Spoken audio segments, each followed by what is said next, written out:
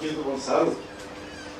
આપણા સમાજમાં કન્યા છાત્રાલય ન હોય એ જ મોટું કલંક. ભણવાની સગવડ દીકરીઓ માટે ન હોય એનું મેળું આપણા માટે બહુ મોટું કહેવાય. મને કોઈ કહેતું હતું, આપણે તો સામે પાસે છીએ, કે જૈનોના પૈસા પધરામાં ખૂબ વપરાય છે.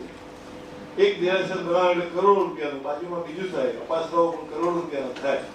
પણ એજ્યુકેશન અને મેડિકલ માટે આપણા સમાજમાં કંઈ થતું નથી. બહુ ઓછા લોકો કરે છે. પણ એ મારો ભ્રમ છેલ્લા 2-3 વર્ષથી ભાગવા માંડ્યો છે.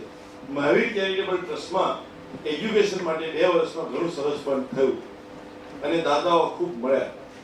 તમારી જે ભાવના છે સંદીપભાઈ, આ પ્રોજેક્ટ તમારે બદલવો પડશે. 800 વારનો પ્લોટ કદાચ 2-3 ગણો મોટો કરવો પડશે.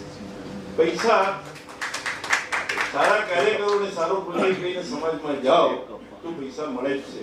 તકલીફ પડે છે. તમે જેની પાસેથી ખૂબ આશા રાખીએ છીએ કંઈ નહીં આપે.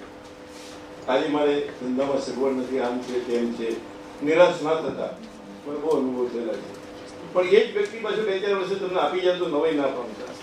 પણ તમારો હાથ તમે એવા કામ માટે લંબાઈ રહ્યા છો કે ક્યાંયથી નિરાશ નહીં થાવ.